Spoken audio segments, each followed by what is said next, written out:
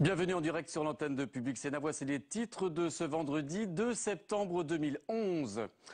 Jean-François Copé qui veut faire des universités d'été de l'UMP le rendez-vous de l'unité autour du président de la République. Les ténors du parti majoritaire seront à Marseille tout ce week-end. Et c'est François Fillon qui viendra clore les travaux dimanche. Des élections bientôt en Libye, annonce faite par le Conseil national de transition, sitôt achevé le sommet de Paris sur l'avenir du pays. Alain Juppé annonce de son côté que des contacts vont être pris avec des opposants syriens cette fois. Et puis cette théorie qui crée la polémique, la théorie des genres, que l'on trouve désormais dans les manuels scolaires, ce sera le débat de notre 19h. Bonsoir à tous et ravi de vous retrouver pour cette saison très présidentielle.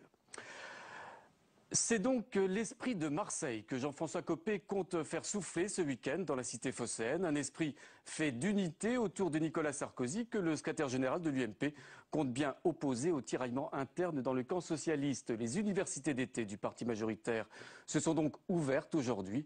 François Fillon viendra les clore, en tout cas les travaux dimanche. Regardez ce reportage. Pierre Bon-Joseph. Faire oublier les dissensions de l'année passée est allé au grand jour. À Marseille ce week-end, la famille UMP se veut réunie et gare à ceux qui voudraient s'écarter du droit chemin. Par nos paroles, par nos gestes, nous devons porter la concorde et veiller à ne pas nourrir la discorde. Une famille unie derrière un candidat pas encore candidat qui n'hésite pas à mordre la gauche là où ça fait mal. Lorsqu'il nous propose les 300 000 emplois jeunes, l'allocation d'assistanat ou la fin des grandes écoles pour nous aider à être autonomes, eh bien nous ne les croyons plus. Et ce que nous voudrions dire à Marseille, c'est que si les socialistes pensent que les jeunes Français sont aussi immatures que leurs éléphants, ils se trompent énormément. Au micro, Nadine Morano distribue la parole. Le style est décontracté. On vous voit pas depuis la scène. Là-bas, là où il y a les lumières, ok. Première table ronde, droits de l'homme et démocratie, une manière habile d'évoquer les succès diplomatiques du chef de l'État. Et si aujourd'hui les choses changent, et s'il y avait toutes ces nations rassemblées hier soir à Paris à l'initiative du président de la République, c'est bien, parce qu'il a cette volonté, ce courage, cette intelligence, cette détermination. Alors nous, qu'est-ce que nous allons faire ayant dit merci à chacune et à chacun d'entre vous? Nous allons le soutenir. Pour le passif, on attendra. Hausse du chômage, crise financière, insécurité. Et les militants l'évoqueront demain sur le thème « Comment défendre le bilan ?» Pas sûr que l'unanimité soit de mise comme elle l'a été aujourd'hui. Alors, comme la semaine dernière pour le Parti socialiste à La Rochelle, les chaînes parlementaires sont mobilisées pour vous faire vivre en direct cet événement politique de la rentrée où les ténors de l'UMP ont été donc priés de mettre leurs différends au vestiaire. Analyse des enjeux de ces rencontres. Notre envoyé spécial à Marseille, Perrine Tarnot. Eh bien, Jean-François Copé a entrepris depuis de longues semaines une réconciliation avec ses ennemis de l'intérieur du parti majoritaire, à commencer par Xavier Bertrand. Les deux hommes ont enterré l'âge de guerre. Christian Estrosi, qui avait dénoncé une dérive clanique de l'UMP sous Jean-François Copé, eh bien, Christian Estrosi vient d'arriver ici à Marseille et il se place lui aussi sous l'union du parti majoritaire en vue, bien sûr, de l'élection présidentielle. Alors, les seules voix discordantes qu'on peut entendre ce soir à l'UMP, c'est d'abord celle de Jean-Pierre Raffarin, furieux de la taxe sur les parcs de loisirs voulue par le gouvernement. Il y a eu un clash au petit déjeuner de la majorité cette semaine et Jean-Pierre Raffarin va venir s'expliquer ici demain à Marseille. Voix discordante également de Patrick Devedjian dans une interview publiée ce soir dans le journal Le Monde. Patrick Devedjian dénonce l'absence d'un projet présidentiel à l'UMP. Et justement, ce projet présidentiel, eh bien, Bruno Le Maire en a présenté des esquisses, des pistes et elles sont déjà critiqué, notamment la fiscalisation des allocations familiales. Donc 2012, bien sûr, sera dans toutes les têtes ici ce week-end à Marseille. Je vous donne rendez-vous à partir de 10h30, Pierre-Henri, demain matin sur le plateau des chaînes parlementaires pour suivre cette université d'été de l'UMP. Et oui, Perrine Tarnot cet après-midi à Marseille et premier racco. Perrine le soulignait dans son intervention de cette unité affichée. Jean-Pierre Raffarin qui garde visiblement en travers de la gorge les accusations d'irresponsabilité faites par Nicolas Sarkozy à son encontre. Le sénateur de la Vienne demande une clarification.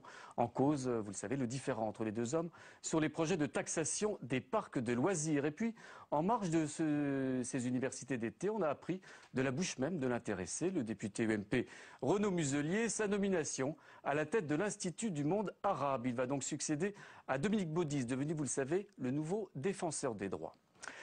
Vers la présidentielle, une chronique désormais régulière chaque vendredi avec vous, Stéphane Rosès, président de CAP, enseignant à Sciences Po, à HEC également. Bonsoir Stéphane. Bonsoir. Alors ça y est, c'est la rentrée politique, c'est le début de la course à la présidentielle avec, on le soulignait la semaine dernière, les universités d'été de La Rochelle. On a vu les ténors socialistes, les candidats à la primaire socialiste, plutôt bien se tenir. C'était presque une première pour une fois dans le camp socialiste. Oui, c'était une première et presque une surprise. C'est-à-dire que les socialistes, on le sait, se sont choisis 7 procédures des primaires et bien sûr, il y a l'arbitre des sondages d'opinion qui seront sans doute dans la décision de ceux qui iront voter. Mais comment finalement se distinguer sans se diviser? On doit dire que le favori des sondages, François Hollande, a choisi, lui, une certaine placidité et les principaux rivaux, Martine Aubry et Ségolène Royal, ont joué le jeu de la distinction, mais sans trop finalement d'attaque. Ce qui fait que, autant au début des universités d'été, on avait pu s'interroger sur l'absence de François Hollande, autant à la fin, finalement, la photo de famille était là, et donc le sujet jusqu'au vote ultime de ces primaires pour les socialistes, c'est sans doute de ne pas oublier, ce qui a été visiblement le cas jusque-là, qu'ils ont déjà perdu 2 élections présidentielles. Les sondages prometteurs leur mettent du baume au cœur et ils sont conscients qu'ils n'ont pas droit finalement de se diviser face au président sortant Nicolas Sarkozy. Et on voit bien que dans le camp socialiste, les dossiers de fond commencent à émerger et le dialogue entre les candidats à la primaire. Alors, Marseille, c'est tout autre chose, on l'a dit, Jean-François Copé qui veut absolument jouer l'unité autour du président de la République et puis on l'a vu, les propos de Jean-Pierre Raffarin, la tribune de Patrick Devedjian aujourd'hui dans le journal Le Monde qui dit qu'il n'entrevoit pas de grands projets présidentiels. Là encore, ça tiraille en coulisses. Oui, alors ça c'est plutôt la surprise, parce que quand il y a un président sortant, normalement il y a un réflexe unitaire et tel était, Jean-François Copé l'a rappelé, la vocation première de l'UMP. Or là, non seulement il y a des centristes hors UMP, de centre droit ou de droite, mais à l'intérieur même de l'UMP, vous l'avez indiqué Pierre-Henri, et votre journaliste également, il y a des voix discordantes maintenant de Jean-Pierre Raffarin et de Patrick Devedjian. C'est quand même la marque d'une crise de leadership de Nicolas Sarkozy qui va devoir gérer jusqu'à son entrée en campagne. Les socialistes font un marathon, lui va faire un sprint. Au moment où il se mettra en route pour le sprint, spontanément la droite va être quand même plutôt autour du président sortant, mais jusque-là, finalement, les à-coups du passé, de changement de rythme et de façon de faire ont laissé des traces, et jusqu'au moment où Nicolas Sarkozy se mettra en mouvement, les choses vont être un peu compliquées pour lui et démontrer qu'il a une difficulté, pas seulement vis-à-vis du pays, mais à l'égard de sa propre majorité. Merci Stéphane Rosès. Une information politique qui vient de tomber sur l'agence France Presse à propos de cette fameuse règle d'or sur la dette de l'État. C'est le nouveau centre qui aujourd'hui, ce soir, demande l'ouverture, la convocation d'un congrès sur cette question.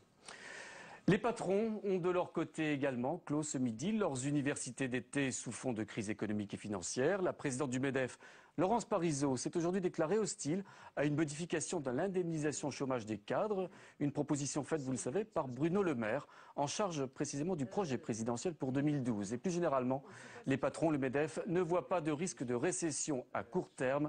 Laurence Parisot espère le retour rapide à une croissance solide. L'actualité politique, c'est également bien sûr les élections sénatoriales. On sera fixé très bientôt, le 25 septembre, sur les nouveaux équilibres politiques dans la Haute Assemblée. Dépôt des listes, c'est bientôt, c'est lundi. Et à Paris, c'est Pierre Charon qui a décidé de maintenir sa liste dissidente face à celle de Chantal Joanneau, pourtant soutenue par les poids lourds de la majorité. Le maintien de l'ancien conseiller de Nicolas Sarkozy pourrait faire perdre à la majorité 1 ou 2 sièges de sénateurs. Mais il n'y a pas qu'à droite où ça tiraille. Le parti de gauche, celui de Jean-Luc Mélenchon, fait également monter la pression pour obtenir des places éligibles sur les listes de gauche. 6 listes autonomes ont été annoncées. Le parti de gauche qui ne veut pas perdre ses 2 sénateurs actuels. Écoutez Éric Coquerel, c'est le secrétaire général du parti de Jean-Luc Mélenchon. C'est hors de question d'imaginer que la gauche puisse conquérir la Haute Assemblée en excluant une force qui a 8000 adhérents, dont le candidat va être celui du Front de gauche à la présidentielle et qui pèse significativement dans la vie politique française. Je pense que la gauche doit entendre raison. On a encore 15 jours, je pense que c'est largement temps et on espère voir vite le Parti socialiste. On sait que nos camarades communistes veulent aussi faire pression pour trouver une solution. On espère que la raison va l'emporter. Bonsoir Delphine Girard, vous êtes ici à Public Sénat, notre spécialiste parlementaire, les élections sénatoriales pour bientôt. On sent bien que la fébrilité s'empare des camps à droite et à gauche et pour cause. Pour la première fois dans l'histoire du Sénat, on entend parler d'un éventuel basculement à gauche de la Haute Assemblée. Oui, Pierre-Henri, la bataille du Sénat a commencé à coup d'occupation du terrain médiatique, guerre des chiffres, de communiqués de presse, signe, vous l'avez dit, de la fébrilité qui monte dans chaque camp. Alors je me suis amusée à une petite revue de presse cette semaine, à commencer par Libération, qui titrait « Le Sénat, l'archer tendu avant le scrutin ». Le lendemain, c'était un peu la réponse du berger à la bergère avec cet article du journal La Croix. Il consacrait un portrait à Jean-Pierre Bel, le patron, vous le savez, des socialistes au Sénat. C'était titré « Le socialiste qui rêve du perchoir prenait le plateau au Sénat ». Alors c'est Gérard Larcher qui finalement avait lancé un peu les hostilités dans la presse. Dès le 21 août, dans une interview au journal du dimanche, il déclarait « Je vais conserver la présidence. Pour l'emporter, il faut que la gauche fasse basculer 32 sièges ». La réplique ne s'est pas fait attendre. Le lendemain, je vous le disais, c'est une guerre des chiffres. Christophe Borgel, qui est le secrétaire national du PS en charge des élections, se disait un peu étonné par les chiffres avancés par Gérard Larcher.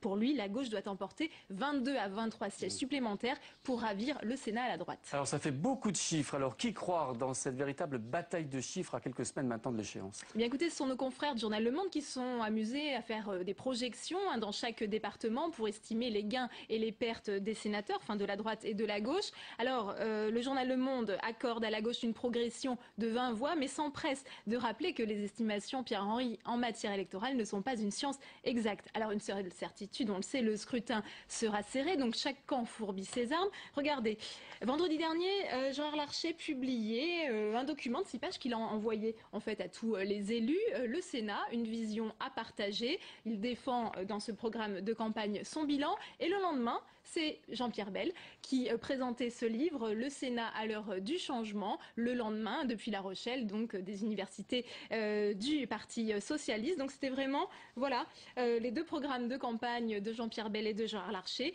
Pour l'heure, on le sait, la bataille se fait un peu donc à fleuret moucheté avec ses interventions dans la presse. Mais au vu de l'enjeu, eh bien, cette bataille pourrait s'intensifier dans les jours prochains. N'en doutons pas. Alors, beaucoup d'articles dans la presse, mais également des livres et des ouvrages qui sortent.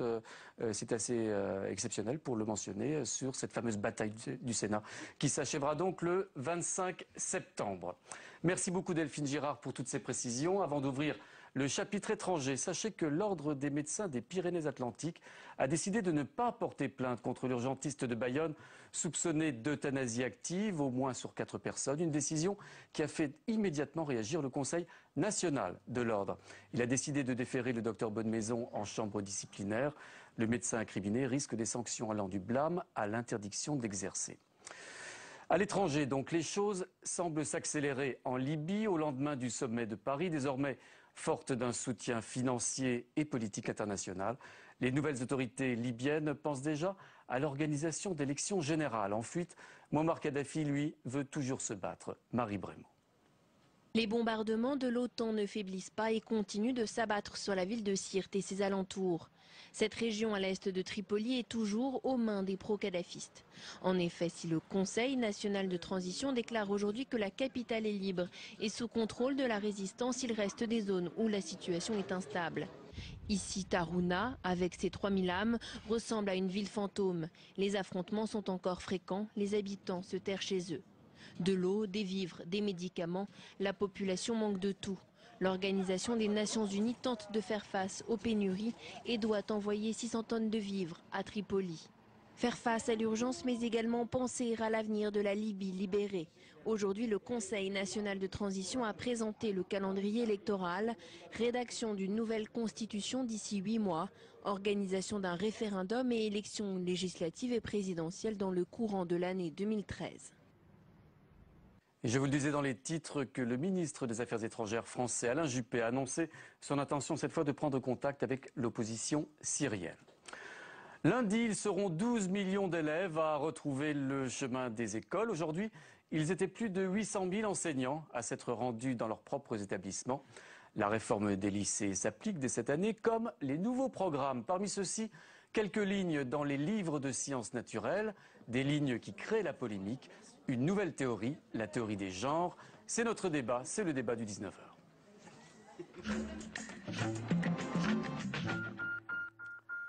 Simone de Beauvoir l'avait pressenti, cette théorie sur l'orientation sexuelle, la théorie des genres, figure désormais dans les manuels de biologie. Alors avant de rejoindre nos invités, des explications, elles sont signées Élisée Cardi et Alexandra Colino. Regardez. Le sexe biologique nous identifie mâle ou femelle, mais ce n'est pas pour autant que nous pouvons nous qualifier de masculin ou de féminin. Ce sont quelques phrases dans les manuels de sciences de la vie et de la Terre en classe de première, mais qui font déjà beaucoup parler d'elle. J'en ai entendu parler à la radio et à la télévision. Bon, de toute façon, il faut se tenir au courant. Ça, je ne vais pas te dire c'est mauvais, sans avoir vu. La théorie du genre, le gender en anglais, théorie selon laquelle le sexe ne serait pas uniquement dû à la génétique, mais qu'il dépendrait aussi de l'environnement socio-culturel. En clair, qu'on peut être femme et se sentir homme ou inversement, et que le sentiment d'appartenir à un sexe dépend aussi du regard des autres et de l'éducation. Un prolongement de la pensée de Simone de Beauvoir, qu'on ne naît pas femme, on le devient, dans le deuxième sexe, en 1949. Reste que cette théorie jusqu'ici n'était que sujet d'études, d'écrits et de recherches. Mais il n'apparaissait pas dans les manuels scolaires. Et c'est précisément cela qui a créé une véritable levée de boucliers, les députés de la droite populaire en première ligne, soutenus par Jean-François Copé, le patron de l'UMP, et par Christine Boutin, la représentante de la droite chrétienne. Alors, nos invités nous ont rejoints sur ce plateau. Je vous présente Valérie Sipahi-Malani. Vous êtes professeure de SVT, c'est-à-dire de sciences naturelles, à Paris et membre du syndicat SNES-FSU. À vos côtés, Jean-François Canteneur, vous êtes le directeur adjoint de l'enseignement catholique de Paris. Quand on regarde ce dossier, on est très surpris de la polémique et j'allais dire de la virulence de cette polémique. On n'a pas encore cité la pétition qui circule au sein même de l'UMP pour faire retirer ces quelques lignes qu'il juge de trop. Vous-même, l'enseignement catholique, vous vous opposez à cette théorie. Est-ce qu'on touche à quelque chose de véritablement fondamental pour susciter une polémique de cet ordre ? Alors on touche à quelque chose de fondamental dès lors qu'on touche à l'identité de la personne et finalement au fondement de la construction sociale. Je crois qu'effectivement la polémique est forte, il faut l'entendre à travers le choc que ça peut être pour certains parents, parfois certains professeurs, de découvrir cette espèce de tendance mêlée à la théorie du genre à travers les programmes. Il y a un trouble important, le sujet est sensible. Pour autant, il ne me semble pas qu'on est nécessairement à verser dans la polémique agressive ou la panique. Il n'y a pas lieu de paniquer pour le moment. Madame Sipahi-Malani, vous avez été étonnée par, j'allais dire, ces levées de boucliers autour de cette théorie et de ces programmes scolaires ? D'autant plus étonné que cette théorie du genre, elle n'est pas dans les programmes scolaires. Dans les programmes scolaires, il est question de l'identité sexuelle, c'est-à-dire du fait que je peux vous reconnaître quand je vous vois comme un homme, en l'occurrence, et il est aussi question d'orientation sexuelle. L'orientation sexuelle, c'est le fait d'être attiré par une personne du même sexe ou par une personne de l'autre sexe ou peut-être par des personnes des deux sexes. Et l'orientation sexuelle, c'est la seule nouveauté dans les programmes puisque toutes ces questions étaient déjà traitées dans les précédents programmes de Terminal S. Et par ailleurs, l'éducation à la sexualité fait l'objet d'un large consensus dans la communauté éducative. C'est une des missions de l'école et comme vous le disiez, c'est une mission qui est très particulière puisqu'elle touche à l'intime de l'être. Et donc l'objet du programme, c'est de donner des connaissances scientifiques. La théorie du genre n'en fait pas partie, d'une part. Et d'autre part, de rappeler que l'identité sexuelle est de la sphère publique et l'orientation sexuelle de la sphère privée. Mais il peut y avoir un malentendu à partir de certaines formulations du programme, mais à aucun moment la théorie du genre n'est citée en tant que telle. On peut être surpris quand même que ces quelques lignes sur cette théorie du genre se trouvent dans des manuels scientifiques. Vous êtes vous-même professeur de biologie. Finalement, on aurait pu l'enseigner sous d'autres formes, chez, je ne sais pas, la philosophie par exemple. Oui, mais de toute façon, l'éducation à la sexualité, elle est prise en charge par toutes les disciplines, au collège comme au lycée. Maintenant, le choix des éditeurs, c'est une politique qui leur appartient. La responsabilité de l'enseignant, c'est de prendre en charge le programme et de choisir collectivement le manuel. Donc l'enseignant choisit le manuel qui lui convient et ensuite il n'est même pas obligé de traiter en s'appuyant sur les documents du manuel. Donc là, moi je ne sais pas pourquoi les éditeurs sont entrés dans cette polémique. Jean-François Cottener. Je crois qu'il ne faut pas être surpris que la théorie du genre apparaisse un jour ou l'autre dans la question éducative. De toute façon, elle est présente aujourd'hui dans la société, et si elle ne l'était pas jusqu'à présent, mais ça serait surprenant, elle est venue par la polémique et le débat qu'on a maintenant. Donc il n'est plus question aujourd'hui de faire semblant, de remettre un couvercle là-dessus, et de dire retirons simplement quelques lignes dans le programme et tout sera réglé. Les esprits maintenant sont avertis sur cette question de la théorie du genre. En revanche, la question est plutôt dans l'ambiguïté de la formulation des programmes. Le seul titre de ce petit chapitre, c'est un tout petit chapitre, hein, un chapitre sur 24, sachant qu'on a 3/4 d'heure par semaine dans l'enseignement scientifique en première, ça veut dire pour moins de 25 semaines dans l'année qu'on y passera à peine une demi-heure. Bon. Mais le titre de ce chapitre, devenir homme ou femme, est beaucoup trop ambigu et fait beaucoup trop clairement référence, ou en tout cas laisse penser à des parentés avec la théorie du genre, pour que les manuels ne soient pas allés chercher de ce côté, alors que les programmes n'orientaient pas dans ce sens. Mais est-ce que vous admettez quand même que l'éducation, la culture puissent avoir une influence parfois importante sur, j'allais dire, la formation de l'identité sexuelle? Oui, mais c'est pas la même chose de dire que la culture a une influence sur l'identité sexuelle et de dire que l'identité sexuelle est essentiellement construite et que s'il y a des caractères biologiques, ils sont secondaires ou sans importance.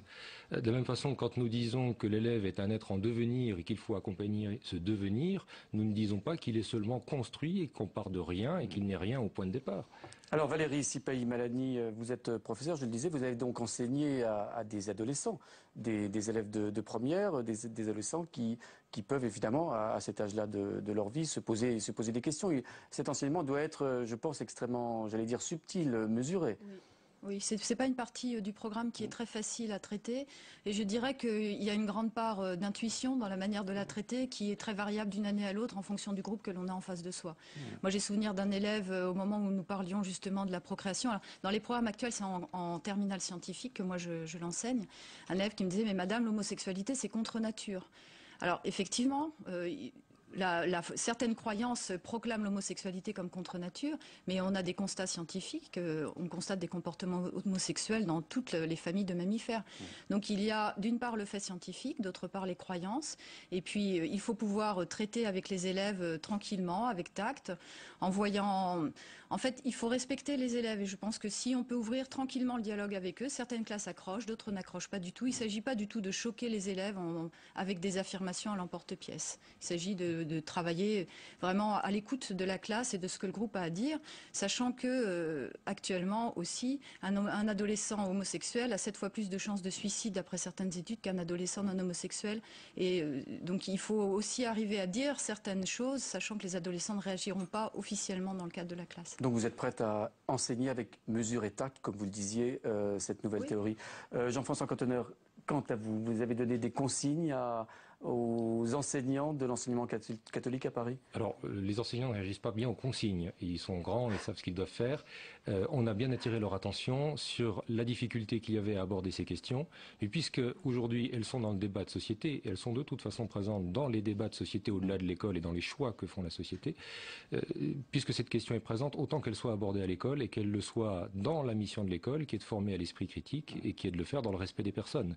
On ne doit pas enseigner une grille d'interprétation qui fait des choix idéologiques comme une vérité scientifique, et on doit pouvoir aider les élèves à construire leurs réflexions sur ces questions. En tout cas, merci à l'un et à l'autre d'être venus débattre sans passion, j'allais dire, sur ce débat qui fait polémique.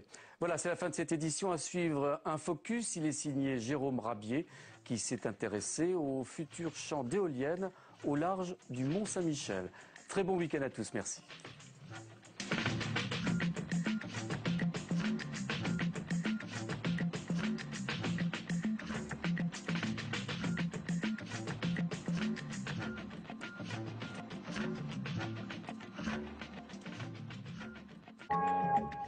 Du samedi 3 au dimanche 4 septembre, les chaînes parlementaires vous donnent rendez-vous à Marseille pour suivre en direct et en intégralité les universités d'été de l'UMP. Parlementaires, ministres, militants, ils seront tous au rendez-vous de ce premier événement pour préparer les élections présidentielles de mai 2012. L'université d'été de l'UMP, c'est sur les chaînes parlementaires.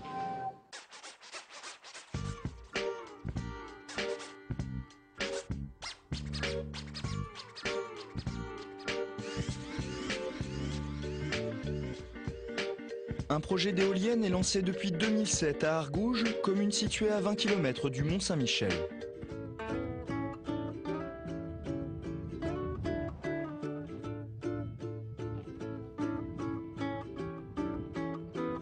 Classé patrimoine mondial de l'humanité, le Mont-Saint-Michel, c'est plus de 3 millions de visiteurs par an.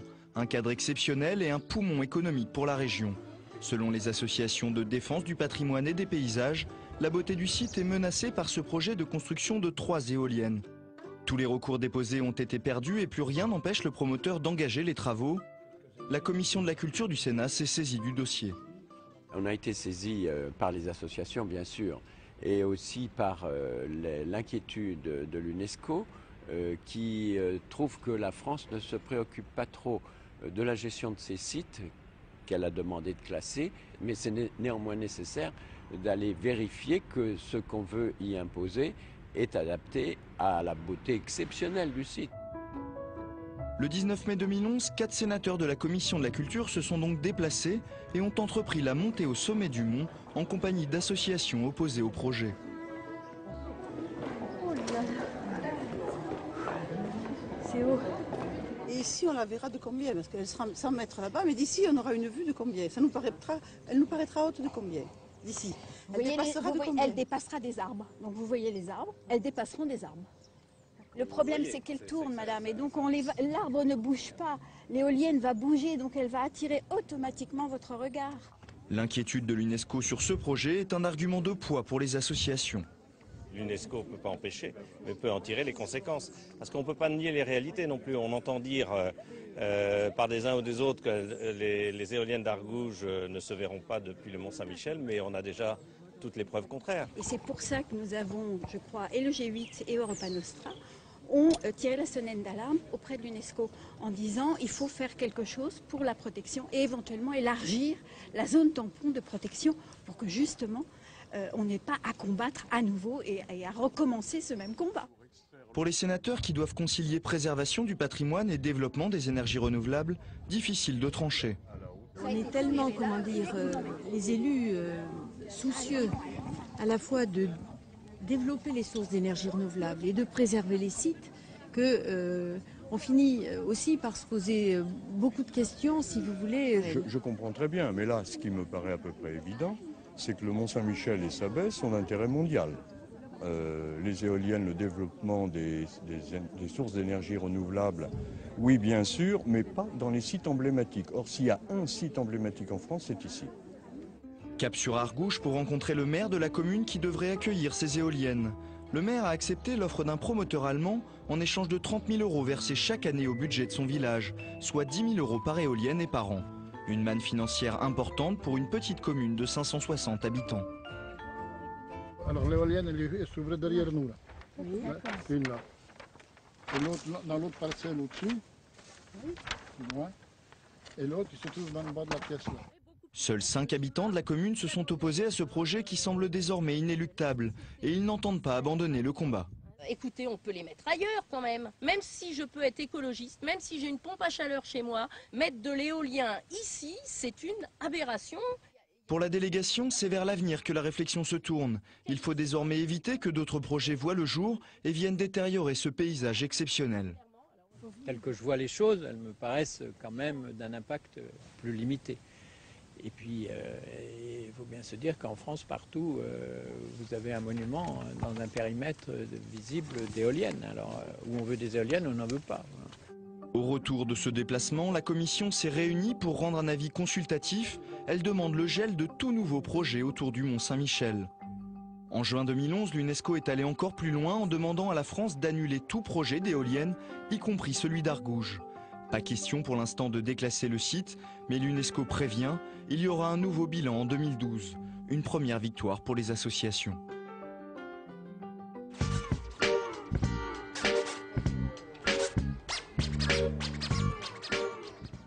Qu'est-ce que vous voulez faire? Dites-nous. Je vais rentrer à Sciences Po.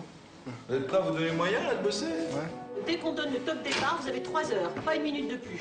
S'ils ont fait cette prépa, en fait, c'est pour un peu resserrer les écarts qu'il y avait entre les gens, par exemple, de milieu aisé et pas aisé.